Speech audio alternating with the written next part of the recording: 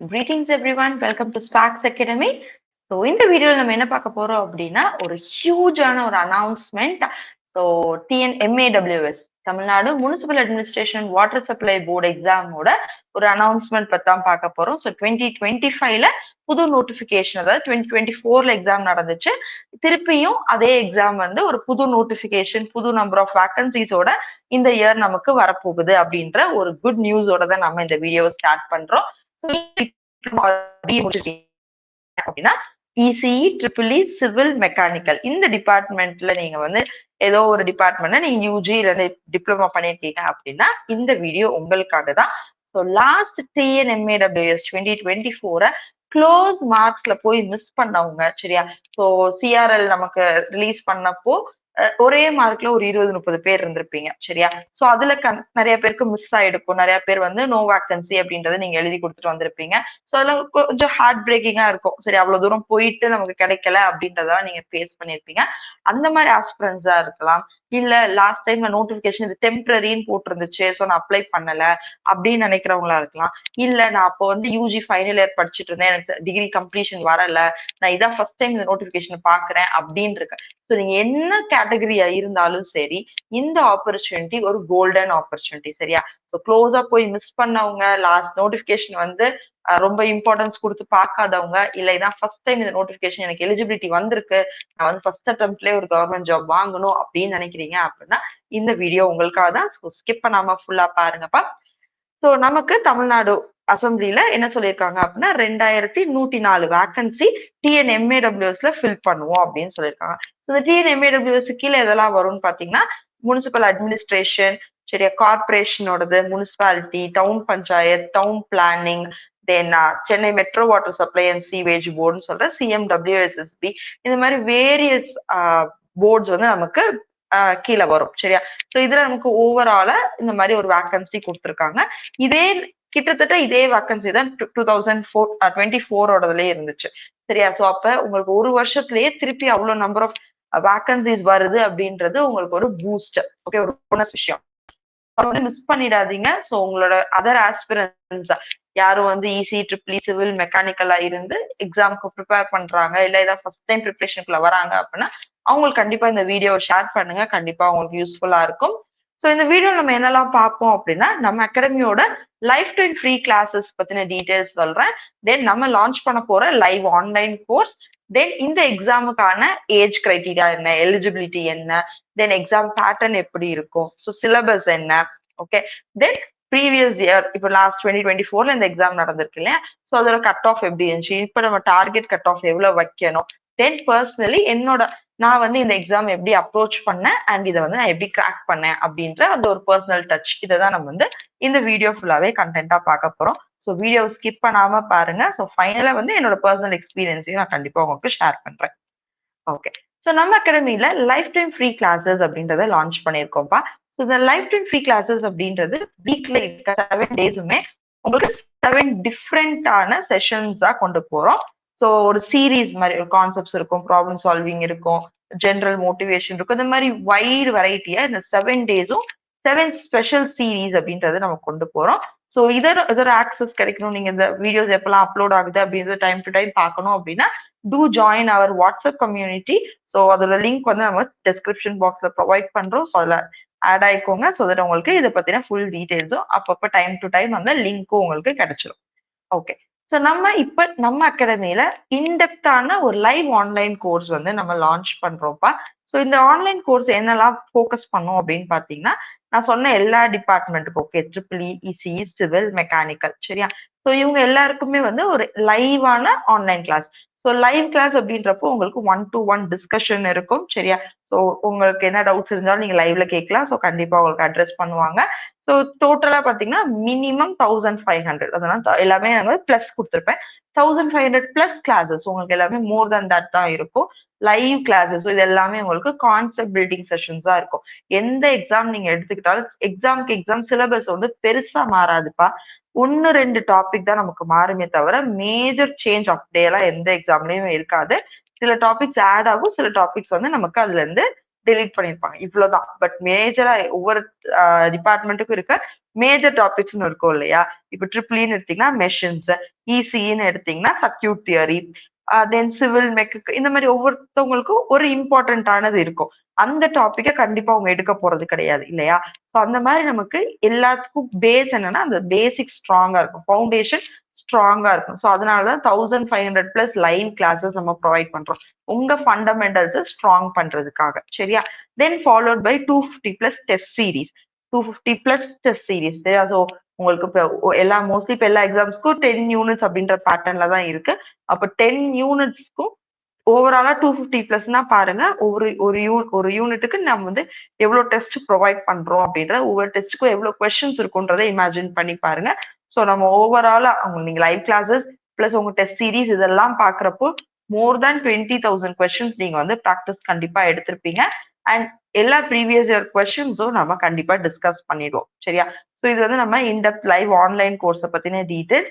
So இதுல வந்து நீங்க ஜாயின் பண்ணணும் அப்படின்னா there is a special offer for first 10 students. So அதை வந்து கீழே தெரியுற நம்பர்ல நீங்க காண்டாக்ட் பண்ணி கிளாஸஸ் பத்தின டீடைல்ஸ் வேற எதுவும் டவுட்ஸ் இருந்துச்சுனாலும் நீங்க கேட்டுட்டு கிளாரிஃபை பண்ணிட்டு நீங்க நம்ம அகாடமில ஜாயின் பண்ணிக்கோங்க. Please to not miss this opportunity. நான் ஒரு வீடியோ ஒரு நோட்டிபிகேஷன் வந்திருக்கு அப்படின்னு நான் போடுறப்பையும் சொல்லுவேன், எந்த ஒரு ஆப்பர்ச்சுனிட்டியும் மிஸ் பண்ணிடாதீங்க. அது ஏன் அப்படின்றத நான் வீடியோவோட எண்ட்ல கண்டிப்பா உங்களுக்கு நான் சொல்றேன். ஸோ ஸ்கிரீன்ல தெரியுற நம்பர் 9677711366. இந்த நம்பர் கான்டாக்ட் பண்ணி கிளாஸஸ் ஜாயின் பண்ணிக்கோங்கப்பா. கண்டிப்பா உங்களுக்கு யூஸ்ஃபுல்லா இருக்கும். ஓகே, இப்போ இந்த எக்ஸாம் பத்தின டீடைல்ஸ் ஃபுல்லாவே பார்க்கலாம். ஸோ TNMAWS அப்படின்றது Tamil Nadu municipal administration and water supply board. சரியா? ஸோ உங்களுக்கு place of posting anywhere in Tamil Nadu அப்படின்ற மாதிரி தான் கிடைக்கும்.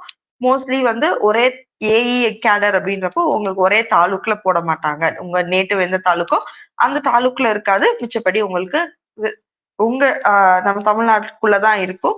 ஸோ ஈஸியா கம்யூட் ஆகுற ஒரு பிளேஸா தான் இருக்கும். ஸோ ஒரு ஃபேமிலியா நீங்க இருக்கீங்க, ஓகே, அதாவது மேரிடா இல்லாதவங்களுக்கு நான் சொல்லல, மேரிடா ஒரு ஃபேமிலிக்குள்ள இருக்கீங்க, என்னால வந்து ரொம்ப தூரம் வேலைக்கு போட்டா என்னால போக முடியாது, நான் இந்த எக்ஸாம் வந்து எனிவேர் இன் இந்தியா அப்படின்லாம் இருக்குன்னா என்னால போக முடியாது இப்படின்னு நினைக்கிறீங்க அப்படின்னா இது உங்களுக்கு ரொம்ப ரொம்ப ஒரு வரப்பிரசாதம். சரியா?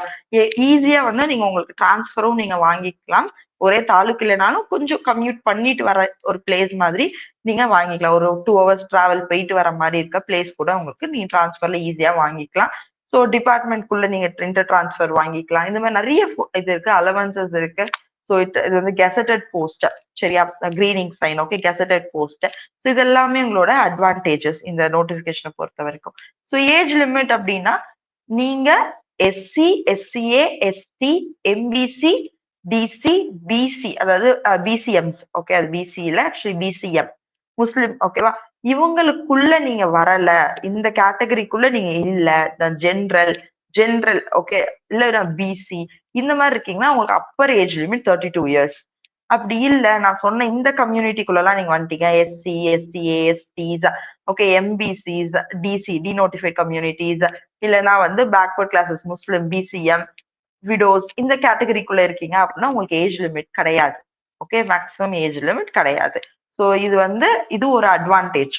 சரியா? ஸோ ஜென்ரல் கேட்டகரியில இருக்கீங்க, இந்த கேட்டகரிக்குள்ள வரலன்னா மட்டும் உங்களுக்கு 32 years. ஸோ நீங்க வந்து இதை கரெக்டா பாத்துக்கோங்க. ஸோ எந்த எக்ஸாமுக்கும் இந்த மாதிரி அலவன்ஸ் கொடுத்து நான் பார்த்தது இல்லை. பட் இந்த TNMAWSல உங்களுக்கு வந்து இந்த மாதிரி கம்யூனிட்டிஸ்க்கு நோ மேக்ஸிமம் ஏஜ் லிமிட் அப்படின்றத கொடுத்துருப்பாங்க. So you can make use of this. So exam பேட்டர்னை பொறுத்த வரைக்கும் நமக்கு இது 2 லெவல் பா. ஒன்னு ரிட்டன் எக்ஸாம் அப்ஜெக்டிவ் டைப்ல இருக்கும், ஒரே நாள் நடக்கும் அந்த எக்ஸாம், மார்னிங் அண்ட் ஆஃப்டர்நூன் அப்படின்ற மாதிரி ஒரே நாள் நடக்கும். ஃபாலோட் பை இன்டர்வியூ இருக்கும். சரியா? இது இன்டர்வியூ போஸ்ட் தான். ஓகேவா? நீங்க டிஎன்பிஎஸ்சி, சிடிஎஸ்சி பாக்குற மாதிரி நான் இன்டர்வியூ கிடையாது, இது இன்டர்வியூ போஸ்ட். ஸோ அதுக்கு இன்டர்வியூக்கு ஒரு மார்க் வெயிட்டேஜ் இருக்கும். ஸோ இந்த ரிட்டன் டெஸ்ட் பாத்தீங்கன்னா பேப்பர் 1, பேப்பர் 2ன்னு பிரிக்கலாம். பேப்பர் 1 அந்தந்த சப்ஜெக்ட் பேப்பர், அதாவது நீங்க சிவிலா இருந்துச்சுன்னா சிவில் பேப்பர் எழுதுவீங்க, மெக்கானிக்கல் எழுதுவீங்க. இசி ட்ரிபிள்இக்கு கம்பைன் பண்ணி எலக்ட்ரிக்கல் அப்படின்னு தான் ஒரு பேப்பர் உண்டு. இசிக்கு தனி சிலபஸ், ட்ரிபிள்இக்கு தனி சிலபஸ் கிடையாது. சரியா?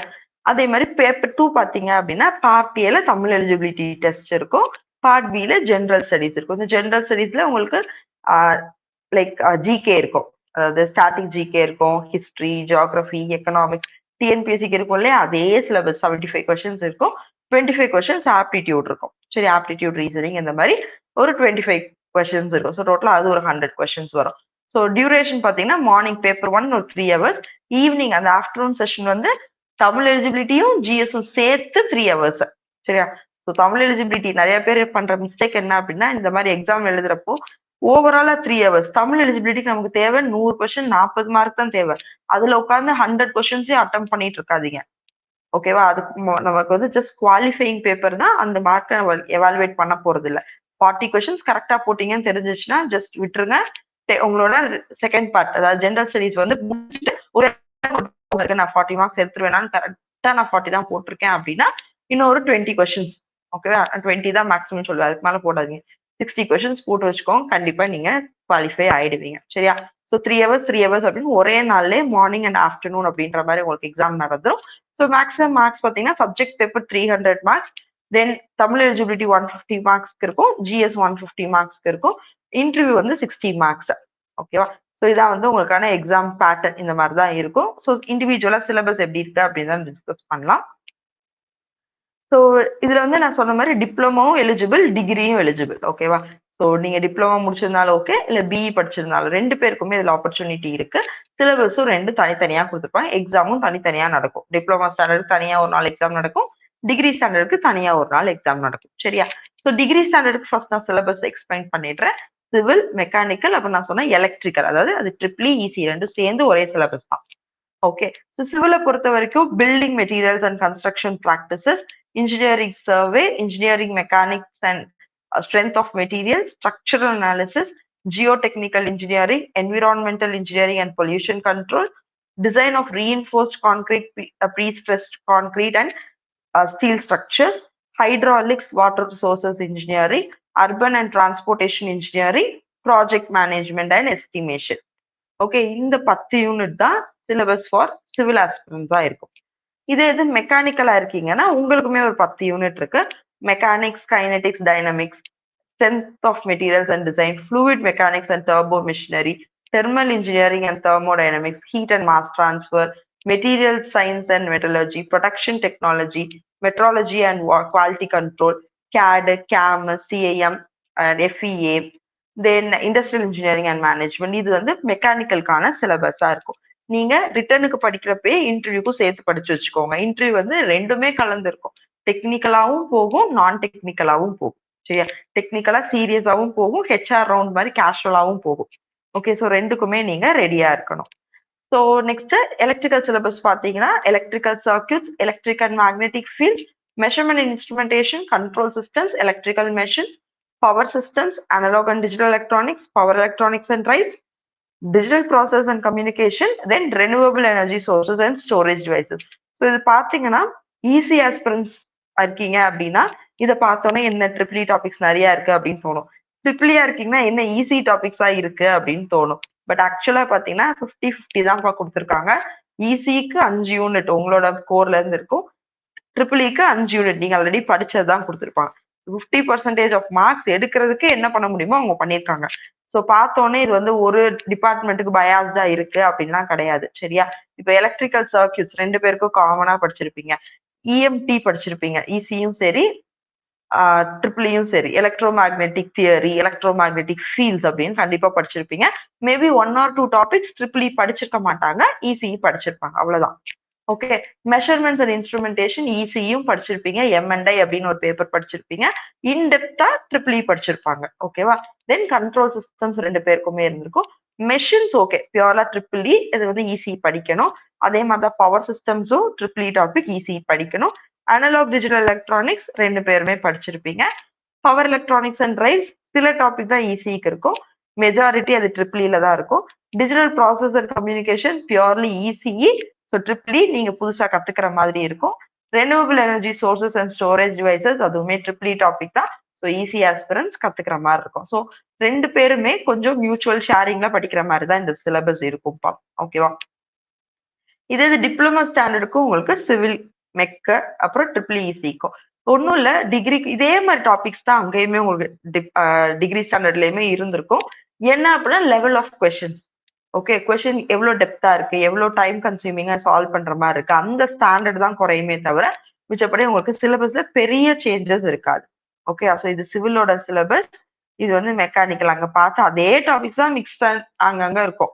சரியா? பட் அந்த standard level of question, level of difficulty தான் சேஞ்ச் ஆகும் EEE-க்கு. ஓகேவா? எல்லா டிபார்ட்மெண்ட்டுக்கும் பொதுவா. ஓகே. ஸோ இப்போ லாஸ்டா பார்த்தீங்கன்னா, இந்த 2024ல நடந்து முடிஞ்ச டிஎன்எம்ஏடபிள்யூஎஸ் வச்சு நான் சொல்லியிருக்கேன். டார்கெட் கட் ஆஃப் எவ்வளோ இருக்கணும் அப்படின்னு சொல்லிட்டு. இப்போ நீங்க ஜென்ரல் கேட்டகரி, அதாவது அன்ரிசர்வ்ட் கேட்டகரியில இருக்கீங்க அப்படின்னா, உங்களோட டோட்டல் மார்க்ஸ், ஓகே, டோட்டல் மார்க்ஸ்ல நீங்க வந்து ஒரு 360 பிளஸ் எடுக்கணும். லாஸ்ட் டைம் 360 கட் ஆஃப் இல்ல, சரியா? கம்மியா தான் இருந்துச்சு. பட் நான் இப்போ வர போறத சொல்றேன். ஏன்னா நிறைய பேர் நல்லா படிச்சுட்டே வந்துட்டு இருக்காங்க. லாஸ்ட் டைம் அட்டம் பண்ணவங்க அந்த ஃப்ளோலயே இருப்பாங்க. அப்போ உங்களுக்கு காம்படிஷன் அதிகம். அப்ப நீங்க எவ்வளவு அதிகமா மார்க் எடுக்கிறீங்களோ அப்பதான் உங்களால அங்க போய் வேலை வாங்க முடியும். சரியா? ஸோ இது வந்து ஒரு மேக்ஸிமம் டார்கெட் தான் நான் கொடுத்துருக்கேன். ஓகே. ஸோ ஜென்ரல் கேட்டகரினா ஒரு 360 பிளஸ் மார்க்ஸ் எடுக்கணும் அப்படின்னே மைண்ட் செட்ல படிங்க. பிசியா இருக்கீங்கன்னா 330 பிளஸ் மார்க் வேணும். இது 2024ல நான் வச்சு சொல்லல. 2024ல 330 விட கம்மியா இருக்கவங்க பிசில செலக்டட் தான். நான் இல்லைன்னு சொல்லல. பட் அடுத்து வர போறதுல காம்படிஷன் அதிகமா இருக்கும். ஸோ அதுக்கேற்ற மாதிரி தான் நான் உங்க டார்கெட்டை ஃபிக்ஸ் பண்ண சொல்றேன். கட் ஆஃப் வந்து வேரி ஆகும். இப்போ கொஸ்டினோட difficulty, number of aspirants attend பண்றது, ஸோ அவங்களோட ஸ்கோர் இதெல்லாம் பொறுத்து நம்ம கட் ஆஃப் மாறும். உங்களோட எய்ம் எப்பயுமே வந்து வானத்தை நோக்கி இருக்கணும். எவ்வளவு ஹையா செட் பண்ண முடியுமோ அவ்வளவு ஹையா செட் பண்ணிக்கோங்க. தென் எம்பிசிக்கு வந்து 300 பிளஸ், எஸ்சி எஸ்டி எஸ்சிஏ வந்து 280 பிளஸ். இது வந்து யாருக்கு இந்த கட் ஆஃப் ரொம்ப கன்வீனியன்டா புரியும் அப்படின்னு பாத்தீங்கன்னா, இப்ப ஆல்ரெடி கவுன்சிலிங் யாராச்சும் க்ளோஸா போய் விட்டுட்டு வந்திருப்பீங்க பாத்தீங்கன்னா, அவங்களுக்கு இதோட அருமை தெரியும். இன்னும் ஒரு 4 மார்க் எடுத்துருக்கலாமோ, இன்னும் ஒரு 10 கொஸ்டின் கரெக்டா போட்டிருக்கலாமோ, எனக்கு கிடைச்சிருக்கும்ல, இவ்வளோ 1 இயரா இந்த ப்ராசஸ் நடந்துட்டு இருக்கு. லாஸ்ட் பிப்ரவரியில நோட்டிஃபிகேஷன் வச்சு 1 இயரா இப்ப கவுன்சிலிங் எல்லாம் போறதுக்கு 1 இயர் ஆயிடுச்சு. அப்ப இன்னும் கொஞ்சம் எஃபோர்ட் போட்டிருந்தா இந்த வருஷம் வேலைக்கு போயிருப்போமோ, இப்படி நிறைய பேர் ஃபீல் பண்ணிட்டு இருப்பீங்க. அதுக்காக தான் சொல்றேன், எப்பயுமே நீங்க கட் ஆஃப் டார்கெட் அதிகமா வச்சீங்க அப்படின்னா ஈஸியா நீங்க அச்சீவ் பண்ணிடுவீங்க. ஓகேவா? ரைட். இப்ப என்னோட பர்சனல் எக்ஸ்பீரியன்ஸ் நான் ஷேர் பண்றேன். எப்படி இந்த எக்ஸாம் நான் அப்ரோச் பண்ணி எப்படி நான் வந்து கிராக் பண்ணேன் அப்படின்றத.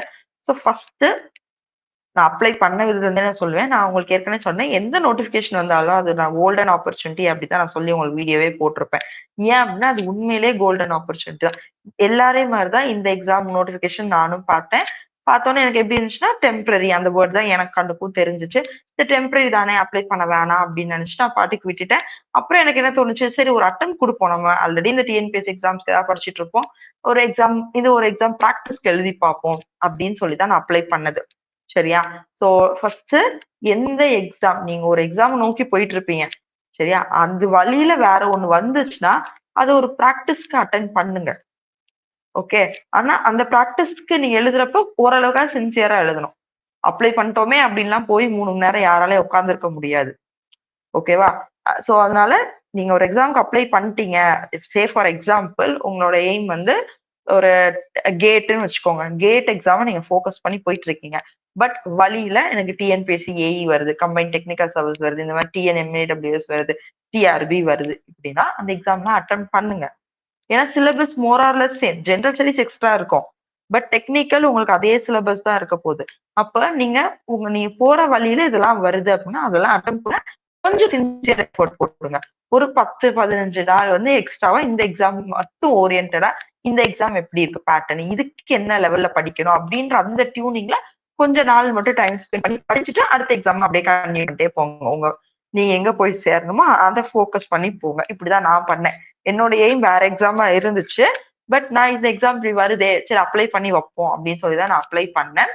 ஸோ லாஸ்ட் பிப்ரவரியில நான் அப்ளை பண்ணேன். அண்ட் அப்போ வந்து ஐ வாஸ் கன்சீவ். ஓகேவா? ஸோ எனக்கு வந்து அப்போ திங்க் 7 மந்த்ஸ் அந்த மாதிரி நான் கன்சீவா இருந்தேன். சரி அப்ளை பண்ணுவோம், எக்ஸாம் வந்தா அப்போ போக முடிஞ்சா போய் எழுதுவோம் அப்படின்றத நான் அப்ளை பண்ணி முடிச்சிட்டேன். ஸோ நான் கண்டினியூஸா நான் வந்து கேட்டை ஃபோக்கஸ் பண்ணி படிப்பேன். ஸோ ஏன்னா அது வந்து ஒரு ஸ்டாண்டர்டான எக்ஸாம். அந்த டிஃபிகல்ட்டிக்கு நீங்க படிச்சிட்டீங்கன்னா நீங்க எந்த எக்ஸாம்னாலும் கிளியர் பண்ணிடலாம். ஸோ நான் அதை ஃபோக்கஸ் பண்ணி படிச்சுட்டு இருந்தேன். ஸோ இந்த எக்ஸாம் டேட்லாம் வந்துச்சு 30th அப்படின்ற மாதிரி. ஸோ நான் என்ன பண்ணேன் அப்படின்னா, எனக்கு தெரியும் நான் கன்சீவா இருக்கேன். எனக்கு பேபி பிறந்துச்சுன்னா அடுத்து கொஞ்ச நாள் என்னால என்ன பண்ண முடியாது, கண்டினியூஸா படிக்க முடியாது அப்படின்றதுல ஐ வாஸ் வெரி கிளியர். அப்ப நான் என்ன பண்ணுவேன்னா, கன்சீவா இருக்கப்பவே நான் நோட்ஸ் எழுதுவேன். ஓகே. ஒவ்வொரு டாபிக்கும் இண்டிவிஜுவலா நோட்ஸ் வச்சிருப்பேன். ஏன்னா அட்லீஸ்ட் ஆஃப்டர் பர்த் நான் வந்து என்ன பண்ணலாம், சும்மா உட்கார்ந்திருக்க நேரம், ஓகே பேபியை ஃபீட் பண்ணிட்டு இருக்க நேரம், பேபி கூட இருக்க நேரம் நான் என்ன பண்ணலாம், என்னோட நோட்ஸ் அட்லீஸ்ட் நான் சும்மா வச்சு பார்க்கலாம். புதுசா என்னால படிக்க முடியாது. ஃபோன் கேட்ஜெட்ஸ் எதுவும் யூஸ் பண்ண முடியாது. பட் ஒரு பேப்பரோ, ஒரு நோட்டோ என்கிட்ட இருந்துச்சுன்னா, நான் சும்மா அத பார்த்துக்கிட்டாச்சும் இருக்கலாம். என் மைண்ட் வந்து அத ரிவைஸ் பண்ணிட்டு இருக்கும். அந்த டாபிக்ல வந்து இன்வால்வ்டா இருக்கும். டச் இருந்துகிட்டே இருக்கும். சப்ஜெக்ட் டச் அப்படின்னு நினைச்சு நான் நோட்ஸ் எழுதினேன். ஓகே. ஏன்னா கன்சீவா இருக்கிறப்போ நம்மளால கொஞ்சம் மேனேஜ் பண்ணி எல்லாரும் அந்த ஒர்க் பார்க்க முடிஞ்சுச்சு. டயர்டா இல்லாம. ஸோ அப்ப நான் ஃபுல்லாவே எனக்கு என்ன டாபிக்ஸ்லாம் தெரியாதோ அதுக்கெல்லாம் நான் நோட்ஸ் ரெடி பண்ணி வச்சேன். அதான் உங்களுக்கு நான் இங்க ஃபர்ஸ்ட் பாயிண்டா சொல்லியிருப்பேன். நோட்ஸ் மேக்கிங் அது ரொம்ப ரொம்ப ரொம்ப இம்பார்ட்டன்ட். ஃபர்ஸ்ட் சிலபஸ் அண்டர்ஸ்டாண்ட் பண்ணுங்க. நானும் ட்ரிபிள் இ சிலபஸ் மேஜரா இருக்கேன் அப்படின்னு நினைச்சேன். பட் நான் ஃபோக்கஸ் பண்ணது ஈசி. நான் ஆக்சுவலி ஈசி ஆஸ்பிரண்ட். ஸோ நான் வந்து ஈஸியை தான் நான் ஃபோக்கஸ் பண்ணேன். ஈஸியில இருக்க டாபிக்ஸை 100% ஃபுல் ஃபிளெஜ்டா நான் படிச்சு முடிச்சிட்டேன். அதுக்கப்புறம் ட்ரிபிள் இல இருக்க தேவையான டாபிக்ஸ் இப்போ மெஷின்ஸ்னா எனக்கு இண்டக்ஷன் மோட்டார் ஓரளவுக்கு என்னோட ஒர்க் எக்ஸ்பீரியன்ஸ் வச்சு எனக்கு அது தெரியும். அப்ப நான் அதுல என்னெல்லாம் தெரிஞ்சுக்க முடியும் அப்படின்ற அந்த பேசிக் கான்செப்ட்ஸை நான் எடுத்துக்கிட்டேன். இந்த மாதிரி மேட்டாக்ல அதாவது அந்த டாபிக்னா என்னன்னே எனக்கு தெரியாம இருக்காது. பட் கொஸ்டின் கேட்டா என்னால மேனேஜ் பண்ண முடியும். ஏதோ ஒரு லிங்க் பண்ணி ஒரு லாஜிக்கா நான் யோசிச்சு என்னால ஆன்சர் பண்ணிட முடியும். இந்த அளவுக்கு நான் ட்ரிபிள் டாபிக்ஸை கொண்டு வந்து வச்சுக்கிட்டேன். ஓகே. செகண்ட் நான் பண்ணது இந்த நோட்ஸ் மேக்கிங் அப்படின்றது நான் பண்ணேன். பட் நோட்ஸ் மேக்கிங் நான் ட்ரிபிள்இக்கெல்லாம் பெருசா எடுத்துக்கல.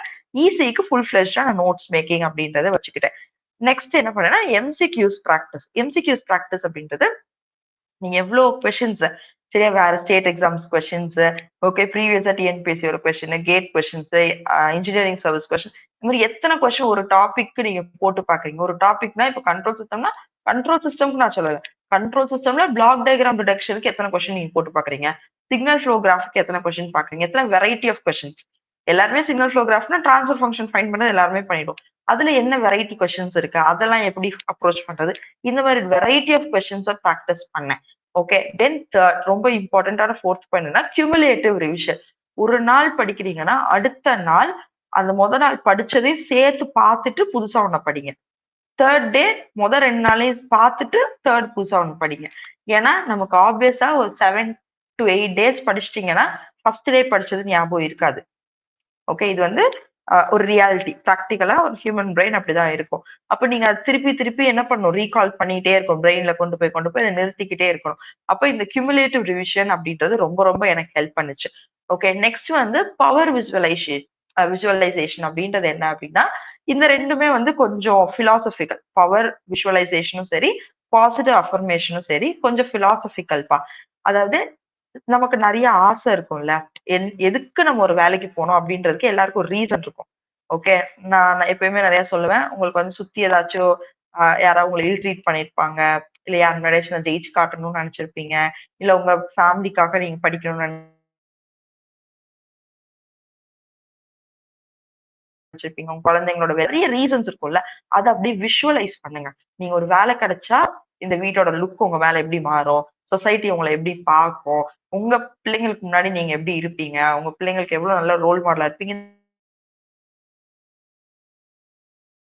இந்த மாரி வச்சா உங்களுக்கு எப்படி இருக்கும்? அப்படி கிடைச்ச மாதிரியே. இப்போதான் அதெல்லாம் அந்த யுனிவர்ஸ் மேனிபுலேஷன் அப்படிலாம் சொல்றாங்கல்ல. இது நான் நான் வந்து முன்னாடி தான் நான் பண்ணுவேன். சோ அது அது வந்து நீங்க ரியலைஸ் பண்ணிட்டே இருங்க. கொஞ்சம் ரொம்பவே இமேஜினேஷன் நான் இப்படி இருப்பேன். நான் இதெல்லாம் பண்ணுவேன். என்ன பத்தின இந்த ஒப்பீனியன் மாறும். இந்த மாரி வாட்டெவர் உங்களுக்கு என்ன ரீசன் இருக்கோ, இதெல்லாம் வந்து இந்த பவர் விஷுவலைசேஷன் அப்படின்னு நான் வச்சிருப்பேன். இன்னொன்னு பாசிட்டிவ் அஃபர்மேஷன். ஒரு நாள் படிக்க முடியலையா? Down of second baby. So first baby எனக்கு வந்து ஒரு டாட்லர். ஸோ எனக்கு செகண்ட் பேபி நான் கன்சீவ் ஆயிருக்கேன். ஸோ எப்படி ஹெக்டிக்கா டே இருக்கும்னு கல்யாணம் ஆன நெறைய பேருக்கு தெரியும். அப்படி இருந்தும் படிக்க முடியல. வீட்டு ஒர்க் இருக்கும். குழந்தைங்க ஏதாச்சும் பண்ணியிருப்பாங்க. ஹெல்த் இஷ்யூஸ் இருக்கு. ஏதோ ஒண்ணு. பரவால்ல. 2வது நாள் அப்படி இருக்கா? பரவால்ல. 3வது நாளும் அப்படி இருக்கா? பரவால்ல. 1 வாரம் அப்படி இருக்கா? பரவால்ல. 1 வாரத்துக்கு அடுத்து 1 நாள் உங்களுக்கு நல்லா டைம் கிடைக்கும். ஓகேவா? ஸோ கன்டினியூஸா நீங்க உங்களுக்கு ஏதோ ஒரு வேலை வந்துகிட்டே இருக்கு. என்னால படிக்கவே முடியல. அன்னைக்கு புக்கே எடுக்க முடியலன்னு நெனச்சுக்கிட்டே இருக்கீங்க. அதனாலயே ஸ்ட்ரெஸ் ஆகும். ஓகேவா? பட்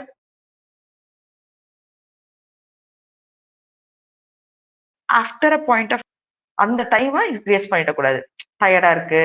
கொஞ்ச நேரம் படுத்துக்கிறேன். வேற வேலை பார்க்குறேன் அப்படின்னு போயிறக்கூடாது. அந்த 3 ஹவர்ஸ் அப்படியே படிக்க எடுத்துக்கணும். அந்த 3 ஹவர்ஸ் நீங்க கரெக்ட்டா யூட்டிலைஸ் பண்ணீங்கன்னா, அதுக்கு முன்னாடி நீங்க மிஸ் பண்ண 1 வீக்க நீங்க அங்க கேட்ச் பண்ண உங்கள மீறி போகுது அப்படின்னா விட்டுருங்க. உங்களால கண்ட்ரோல் பண்ண முடியல அந்த சிச்சுவேஷன, அந்த டைம அப்படின்னா விட்டுருங்க. உங்களுக்கான டைம் கிடைக்கும். அத கரெக்ட்டா யூஸ் பண்ணுங்க. அதையும் நீங்க வந்து சோம்பேறித்தனத்துல விட்டீங்கன்னா, அது உங்க மேல தப்பு. ஓகேவா? ஸோ இதுதான் நான் பேசிக்கா நான் ஃபாலோ பண்ணது. மோஸ்ட்லி நான் வந்து என்னோடது ஃபுல்லாவே மைண்ட் தான். ஸோ நீங்க என்னவா ஆகணும்னு ஆசைப்படுறீங்க? உங்களுக்கு மோட்டிவேஷன் சரியா? டெய்லி ஏதாச்சும் நடந்துகிட்டே இருக்கும் உங்கள சுத்தி. ஓகே ஃபார் எக்ஸாம்பிள் நீங்க பல வருஷமா படிச்சுட்டு இருக்கீங்க அப்படின்னா, ஒரு கிரிட்டிசிசம் இருந்தே இருக்கும். என்ன சும்மா சும்மா புக்க தூக்கி வச்சுட்டே இருக்க? எத்தன நாள் தான் இப்படி படிச்சுட்டே இருப்ப? ஃபேமிலிய பாரு. ஒரு வேலைக்கு போ. பசங்களா இருந்தீங்கன்னா, எவ்வளோ நாள் இப்படியே நீ படிச்சுட்டே இருப்ப? ஏதோ ஒரு வேலைக்கு போயிட்டு படி. கல்யாணம் ஆகாத பொண்ணா இருந்தாலும் என்ன சொல்லுவாங்க? கல்யாணம் பண்ணிட்டு படின்னு சொல்லுவாங்க. கல்யாணம் முடிஞ்சுச்சு அப்டின்னா, குழந்தைங்க இந்த ரெஸ்பான்சிபிலிட்டிலாம் எப்ப பாக்க போறீங்க? அப்டின்றது வரும். எல்லாமே இருக்கும். ஓகே. நானும் இது எல்லாமே ஃபேஸ் பண்ணி தான் வந்திருக்கேன். நான் வந்து கல்யாணத்துக்கு முன்னாடி இருந்து பிரிப்பரேஷன்ல இருந்து, கல்யாணத்துக்கு அப்புறம் தான் இப்ப எனக்கு 2 பேபிஸ்க்கு அப்புறம் தான் இந்த ஜாப் கிடைச்சிருக்கு. அதுவும் நான் இன்னும் சொல்லப்போனா, அ எனக்கு வந்து 7 டேஸ் பிஃபோர் என்னோட 2ண்ட் பேபி பிறக்கறதுக்கு 7 நாளைக்கு முன்னாடி நான் இந்த எக்ஸாம் போய் எழுதியிருக்கேன். ஓகேவா? ஸோ அப்ப யோசிச்சு பாருங்க, எவ்ளோ நெக் ஆஃப் த மொமெண்ட் என் டியூ டேட்ட வச்சுக்கிட்டு, நான் வந்து மார்னிங் இது 2 செஷன் நான் சொன்ன மாதிரி உங்களுக்கு மார்னிங்கும் இருக்கும், ஈவினிங்கும் செஷன் இருக்கும் எக்ஸாமு. ஸோ மார்னிங் டூ ஈவினிங் நான் வந்து உட்கார்ந்தே எக்ஸாம முடிச்சுட்டு நான் வந்திருக்கேன்.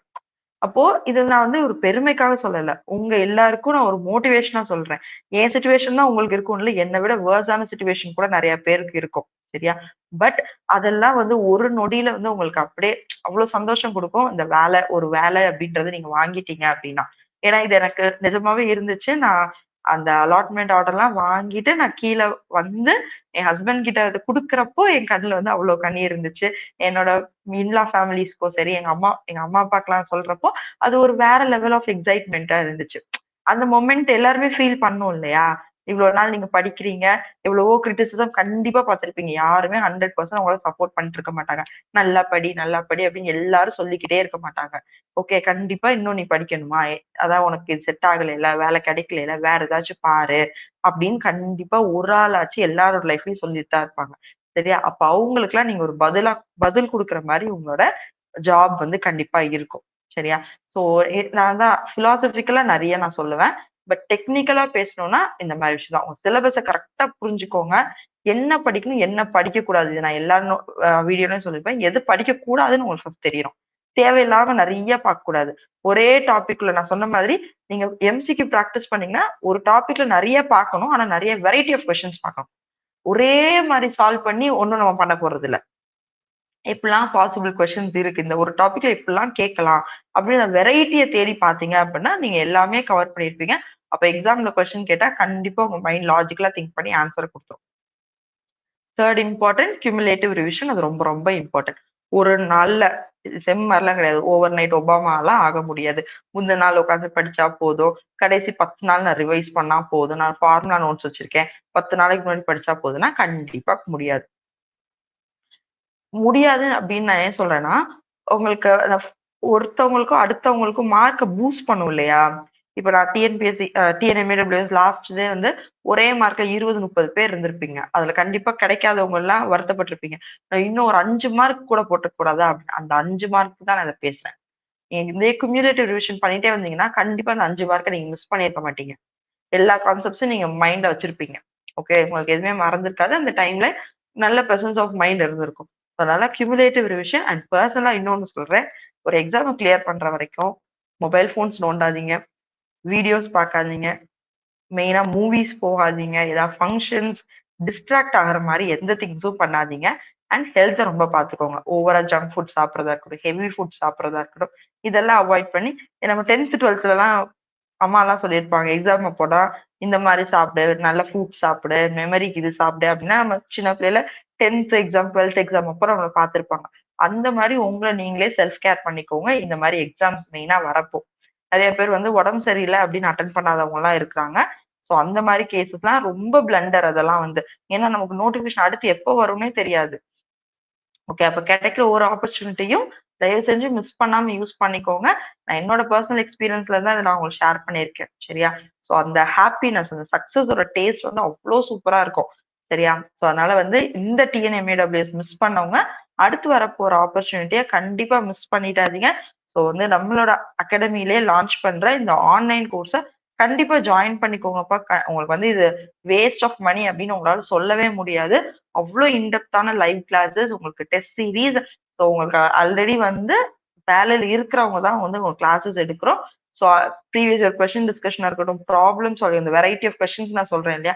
இது எல்லாமே நீங்களே தேடி தேடிலாம் படிக்க தேவையில்ல. நாங்களே வந்து உங்களுக்கு ப்ரொவைட் பண்ணிடுறோம். சரியா? ஸோ ஸ்க்ரீன்ல டிஸ்ப்ளே ஆற நம்பருக்கு கான்டாக்ட் பண்ணி கிளாஸஸ் சேர்ந்துக்கோங்கப்பா. 9677111366 அப்படின்ற நம்பருக்கு கான்டாக்ட் பண்ணி கிளாஸஸ் சேர்ந்துக்கோங்க. ஸோ இந்த வீடியோ யூஸ்ஃபுல்லா இருந்திருக்கும்னு நினைக்கிறேன். என்னோட பர்சனல் எக்ஸ்பீரியன்ஸ் எல்லாமே நான் உங்களுக்கு ஷேர் பண்ணியிருக்கேன். ஸோ எடுத்துட்டு அகாடமில ஜாயின் பண்ணுங்க. கண்டிப்பா வந்து இந்த எக்ஸாம நீங்க கிராக் பண்ணிடலாம். ஸோ உங்களோட ஃப்ரெண்ட்ஸ் அண்ட் கோ ஆஸ்பிரன்ட்ஸ் யாரெல்லாம் இந்த எக்ஸாமுக்கு படிக்கிறாங்க அப்படின்னா அவங்களுக்கும் நம்ம இந்த வீடியோ வந்து நீங்க ஷேர் பண்ணி விடுங்க. Thank you all.